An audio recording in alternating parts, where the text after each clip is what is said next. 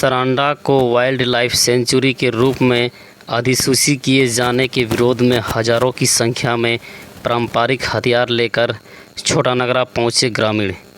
आम सभा में क्या बोले ग्रामीण व मंत्री राधाकृष्ण किशोर। आज हमारे सरांडा में सेंचुरी की बात हो रही है, ये बहुत अफसोस की बात है। सरांडा वासियों को ऐसे ही सरांडा नहीं मिला है, यहाँ बहुत बलिदान देना पड़ा है तब सरांडा मिला हम लोग को। और आज सरकार कह रही है, सुप्रीम कोर्ट कह रही है कि हम सरांडा को सेंचुरी घोषित करेंगे।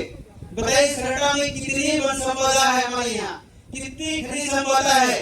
सरकार, केंद्र सरकार को कभी दिखता नहीं है कि यहाँ 40 माइंस इससे पहले खुली थी, आज उसमें से सिर्फ 3 माइंस चल रही है, 4 माइंस। और उस माइंस के अंतर्गत सिर्फ आदिवासी लोग बसे हैं, जिसका शासन दिल्ली, सरना, जाहिर स्थान, माही परिवार का घर द्वार सब कुछ बसा है। अब बताइए वहां से जो सेंचुरी लगाएंगे तो कहाँ जाएंगे? सरना तो ढोंगे नहीं जाएंगे, शासन दिल्ली तो गांव में नहीं बनता है, शासन दिल्ली तो जंगल में रहता है। हम उसको कैसे लाएंगे? हमको तो जंगल में का अधिकार नहीं मिलेगा, हम कैसे जाएंगे? इसलिए मैं हमारे मंत्रीगण, विधायकगण, संसद के नाम में उनसे निवेदन करूंगा, इसे सेंचुरी लगाना है तो उनका मंत्री लगाएगा, सरकार से कौन सका है, इसलिए वो तो लगाएगा ही। लेकिन मैं ये भी कहना चाहूंगा, सेंचुरी लगाने से पहले आप ये विचार करें। आज देख लीजिए 121 साल हो रहा है चिड़िया माइंस, 121 साल हो रहा है चिड़िया माइंस। आज हॉस्पिटल का दयनीय स्थिति है, वहां मात्र 8 बेड है, जबकि इतनी बड़ा माइंस है एशिया का भारत में कहा जाने वाला चिड़िया माइंस, वहाँ का हॉस्पिटल में 8 बेड है। मैं 10 दिन पहले मेरा तबियत खराब था, मैंने जब भर्ती होने के लिए किया तो डॉक्टर साहब ने बोला, मंगल जी आज तो बेड नहीं है, अब कल भर्ती हो जाइए। बताइए उस पहले दिन कहाँ रहा था? इस कंडीशन है इस सरांडा का, हमारे साथ में छाल हो रहा है, कितना गलत हो रहा है हमारे साथ में, आप सोच सकते हैं। जबकि हमारे सरांडा से इतनी राजस्व हो जाती है, डीएमटी फंड इतना जाती है जिला में, इसका हिसाब किताब कोई करने वाला नहीं है, कोई पूछने वाला नहीं है कहाँ पैसा खर्च हो रहा है। बस यहाँ सेंचुरी की बात करता है लोग। आज सरांडा गांव में 20,000 लोग रहते हैं, वो कहाँ जाएंगे? उसका कहीं जगह चुना गया है, उसको कहाँ बताएगा लोग? ऐसे ही हुआ गोली का नहीं हुआ था, ऐसे ही में नहीं लड़ाई हुआ था। हम सरांडा में आदिवासियों को पालन पोषण के लिए किया गया था। ये हमारे सरांडा में इतनी संपत्ति है, तो संपत्ति की सरकार कभी सोची नहीं है कि हम क्या करेंगे, कैसे करेंगे। और सेंचुरी बात होती रहती है, पर मैं निवेदन करता हूँ कि इस तरह की बातें जो सरकार तक हो रही है, तो मैं सरकार तक ये मंत्री महोदय के माध्यम से, विधायक संसद के इनके माध्यम से मैं सरकार तक ये आवाज देना चाहता हूँ कि सेंचुरी होने से पहले तो क्या क्या सिस्टम लगाना चाहता है। और इससे पहले एक बात और है, ये जो कोई भी बात होती है गांव में, उसको ग्राम सभा के माध्यम से सरकार तक भेजा जाता है।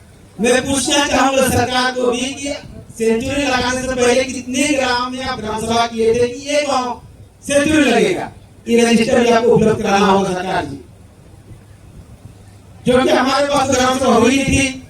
आप यदि आप अपने मंत्री से ग्राम सभा करके सरकार को दिखाए कि हमने छोटानगरा में हमने ग्राम सभा कराया है कि छोटानगरा में सेंचुरी लगाएंगे, तो महोदय आप हम रजिस्टर दिखा दीजिएगा, प्रमाण कर दीजिएगा, तो हम मान लेंगे, लगा लीजिएगा। हम सरकार से सकेंगे नहीं, कहेंगे ये चीज हम यदि बोलेंगे, इनसे पहले भी हमारे मंत्री जी ने कहे थे, बड़े बड़े बात कहेंगे तो ये उग्रवादी है, नक्सली है, यही कहेगा।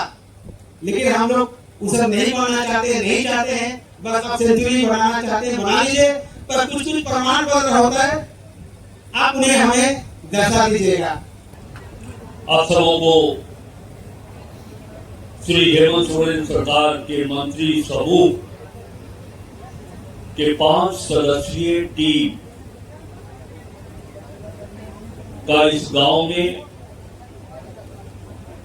छोटा डाबरा गांव, जहां सारंडा के विभिन्न गांवों से हमारे आदरणीय नागरिकगण, हमारी बहनें, हमारी माताएं, देश मीडिया के लोग इकट्ठा है, हम राज्य सरकार की ओर से आप सभी का हार्दिक अभिनंदन, हार्दिक स्वागत करते हैं।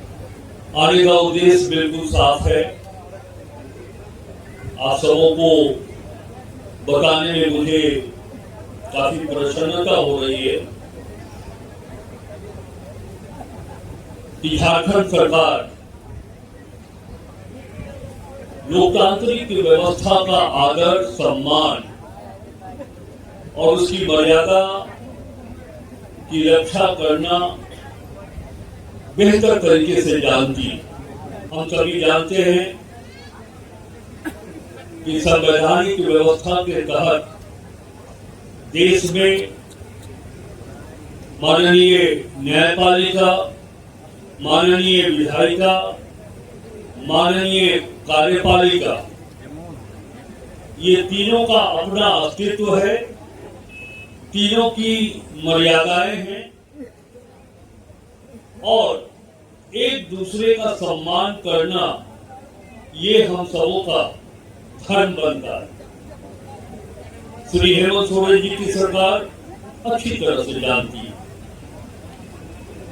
कि यह जो प्रणाली है जिसमें न्यायपालिका, विधायिका और कार्यपालिका तीनों का अपना अपना अस्तित्व है,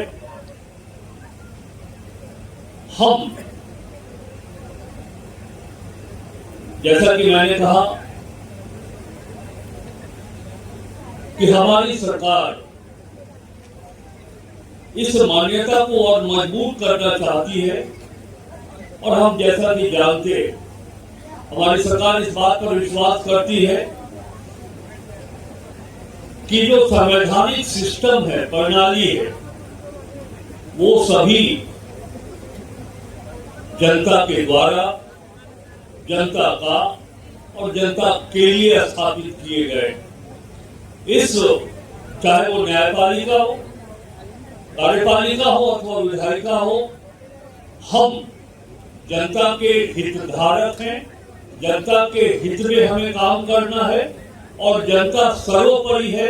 उसकी भावनाओं के विपरीत, उसकी सोच, उसके दृष्टिकोण से अलग जाना जो हमारे संवैधानिक सीमाएं हैं, उस सीमा के विपरीत हमारी सरकार नहीं जा सकती। हमारी सरकार, हमारी व्यवस्था, चाहे वो देश की हो या राज्य की हो, हम अपने प्रकृति, मानव जीवन और वन्य जीवों की रक्षा करना ये हमारा संकल्प। लेकिन हम ये भी कहना चाहते हैं पूरे सम्मान और आदर के साथ कि माननीय सर्वोच्च न्यायालय ने ये कहा है कि सारंडा को वन्य प्राणी आश्रयनी यानी कि वाइल्ड लाइफ सेंचुरी घोषित करने के दिशा में उन्होंने कुछ निर्देश दिया है। हमारी सरकार न्यायपालिका का पूरी तरह सम्मान करता है, हम उनका आदर करते हैं। लेकिन श्री हेमंत सोरेन जी ने मंत्रियों के समूह को इसलिए भेजा है कि आप जाकर देखें, जन भावनाओं से अवगत, उनके विचारों को सुने, उनकी इच्छा, उनकी चाहत क्या है। आप बिना सूचना के, बिना किसी बुलावे के हजारों की संख्या में यहाँ एकत्रित हुए हैं। आपकी भावनाओं को हमने सुना है। हमारे मंच पर बैठे हुए सभी जनप्रतिनिधि आपके विचारों से अवगत हुए हैं। आपकी समस्याओं की जानकारी हमें मिली है और लगभग 2 दर्जन से अधिक यहाँ के स्थानीय ग्रामवासी ने अपनी भावनाओं से हम सबों को अवगत कराया है। हम अपने मंत्री परिषद के सदस्यों, सांसद जी, सभी सम्मानित विधायकगण की ओर से आपको ये विश्वास दिलाते हैं कि आपकी भावनाएं संकलित करके सरकार को उन्हें अवगत कराया जाएगा। और एक अपेक्षा हम जरूर करेंगे कि देश को आजादी हिंसा से नहीं, अहिंसा से मिली। लोकतंत्र में आज भी बहुत ताकत है और वो ताकत जनता के पास है। इस मंच का आपसे आग्रह होगा कि कोई भी हिंसात्मक कदम उठाने की जरूरत नहीं है, चाहे वो सर्वोच्च न्यायालय हो, विधायिका हो, कार्यपालिका हो, राज्य की सरकार हो।